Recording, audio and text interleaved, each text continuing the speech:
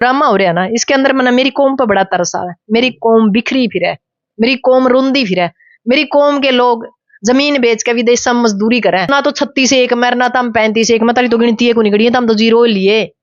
इनका समझे में नहीं आ रही। फिर नु कह दे सिक्कम जाटा का ऊपर बोला है। अरे मैं जाट हूं तो बोलूंगी, दिक्कत क्या आपने। पर माहौल बना दिया था इनका, पर करा के शेर के बच्चे ने बड़ा बनाया, माहौल का भी नाश कर दिया। ये तो आई थाली खिंडांदे फिर भी, इसका तो हमारा पे कोई इलाज नहीं। कोई किसी का थापी मार रहा है, किसी पर रुपये ले रहा है। किसान तो कह गए थारी टेम पे बिक जाएगी। और व्यापारियों ने कह गए बोला तुसी बनावा कर लो, बोला हमारा हिस्सा बेच दियो। ये हाल है। तो पहला नरवाना की मंडी का आ रही हो, हमारे पास रिकॉर्डिंग आ रही है, पर हम नू सोच रहे हैं। मैं आज भी कहूँ मेरा समाज खत्म होने लग रहा है, मेरी कौम खत्म होने लग रही है। मना रोना आवा है, पर मैं करूँ की।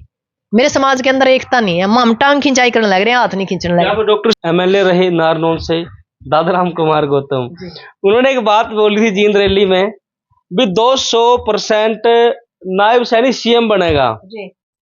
तो क्या इनकुल की बात सत्य होगी? तो आप बताइए, हरियाणा में नायब सैनिकों जो लोग हैं नायक सैनिक बनने लगे हैं, और जो पूर्व CM मनोहर खट्टर और नायब सैनिक में कितना अंतर मानते हैं कार्य के मामले?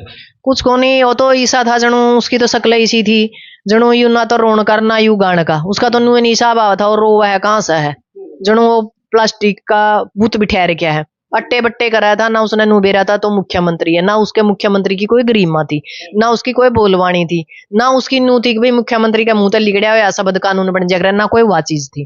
तो उसका भी कोई क्या खराबी था? ये नायब सैनिक पर कुछ विश्वास करते आप वो काम करा पाए? नायब सैनिक तो आया, आपको पता है आज से 2 दिन पहले की बात है, अब जो किसानों की जो फसल है जीरी की, वो गए हैं किसानों का हालचाल लेने के लिए भी। आपकी फसल की जो खरीदारी है हो रही है, नहीं जो व्यापारी है उनसे मिले हैं, तो कहीं आपको लग रहा है किसानों का पूरा साथ देंगे? किसान तो कह गए थारी टेम पे बिक जाएगी, और व्यापारियों ने कह गए बोला तुसी बनावा कर लो, बोला हमारा हिस्सा बेच दियो।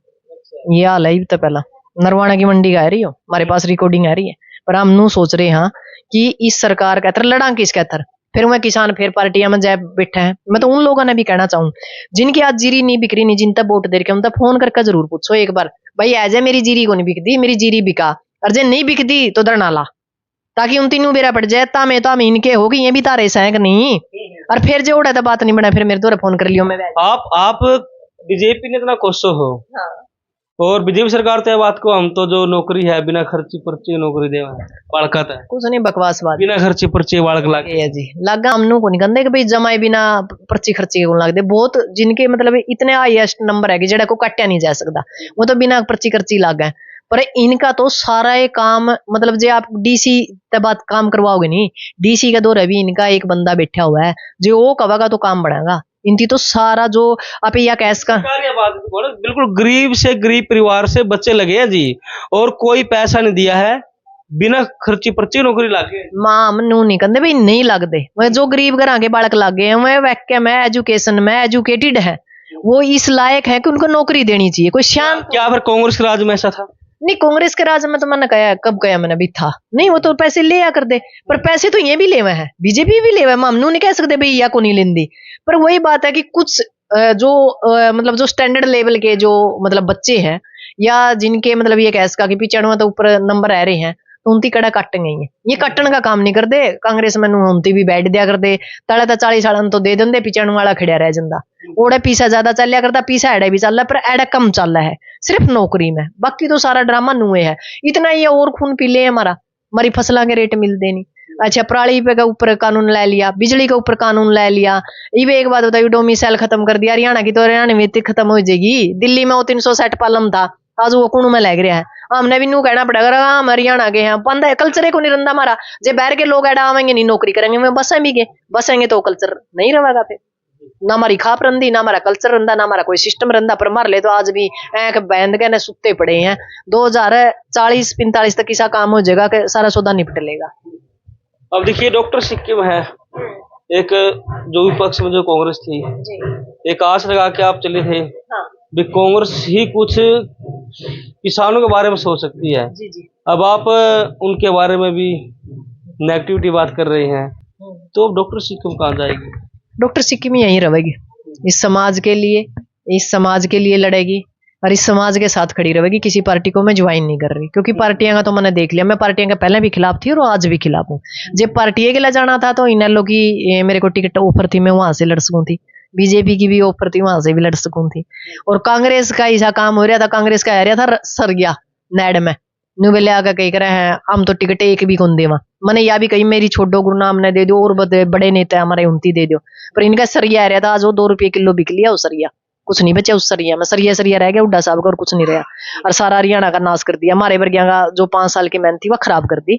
तो हम तो ये है कि जे समाज नू तो कहेगा हमारी आवाज उठाओ और आप लड़ो राम तारा गेला, हाँ तो हम दोबारा लड़ांगे। और जे समाज नू कहेगा भाई आराम करो तो भाई मारा घर ठीक है, सुतरी दाल रोटी दे रखी है, आराम ना खावांगे पीवांगे मजे मारांगे, हमारा कुछ नहीं बिगड़ रहा। केस लग रहे हैं भुगते ले आएंगे। हम सोच लेंगे भाई हमने समाज ने ये केस इनाम में दिए और क्या कर सका।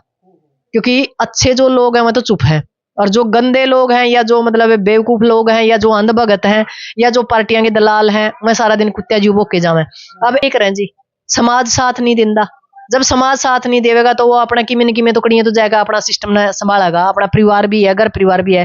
किसान नेताओं का कई घर परिवार को नहीं, घर परिवार तो उनती अपना घर परिवार तो उनती भी बचाना है। जो ये हुआ समाज नु रह जाएगा। वह नीलम आजाद है, उसने रोजगार की आवाज उठाई थी, आज सड़न लग रही है जेल में, कोई भी को नहीं खड़िया उसका गिला। क्या करे फिर समाज।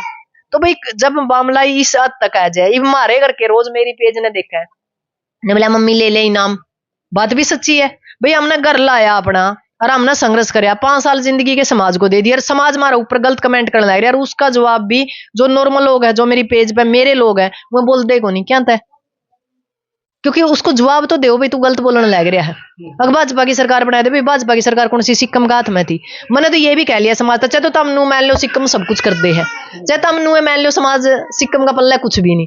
2 धारी तलवार का गिला तो ना काटो सिक्कम ने। और मैं आज भी कहूँ मेरा समाज खत्म होने लग रहा है, मेरी कौम खत्म होने लग रही है। मना रोना आवा है पर मैं करूँ की। मेरे समाज के अंदर एकता नहीं है, हम टांग खिंचाई करने लग रहे हैं, हाथ नहीं खींचने लग रहे। सिक्किम में सिर्फ अपने समाज के लिए मरती है, छत्तीस बिरादरी के लिए नहीं मरती है। नहीं, मैं काम छत्ती बिरादरी के लिए करती हूँ बिल्कुल, पर अंबेडकर की तरह जब बात यदि मेरी कौम पे आती है ना, मेरे लिए मेरी कौम पहले है। मैं इस चीज से मना नहीं करूंगी, क्योंकि मेरी कौम आज खत्म हो रही है। आप अपने समाज को पहले मानते हैं और दूसरी बिरादरी को बाद में मानते हैं? नहीं, बिरादरी सारी बढ़िया, मैं हर बिरादरी की इज्जत करती हूँ, हर जाति की इज्जत करती हूँ, हर समाज की इज्जत करती हूँ। पर जब वो 36-1 का मामला हुआ है ना, तो फिर मैं भी अपनी बिरादरी को जरूर पहलियत दूंगी। 36-1 का मामला क्यों? नहीं, 35-1 जो सरकार कर रही है। 35-1 क्यों? नहीं, एक बात बताओ, जब सरकार 35-1 पर काम करने लग रही है तो न्यारे न्यारे पैट दिया ना समाज इनती। फिर मेरी कौम भी मेरा साथ नहीं दे रही। मेरी कौम को मैं ये बताना चाह रही हूँ भाई तामे इक्का कर लो, तामे इक्का करके अपने भाइया ना ऊपर चढ़ाने की कोशिश करो। तम बचाए तो लो कुछ, तम तो ना तो 36-1 मेरे ना तम 35-1 में तारी तो गिनती है को नहीं गड़ी, तम तो 0 लिए। इनका समझे में नहीं आ रही।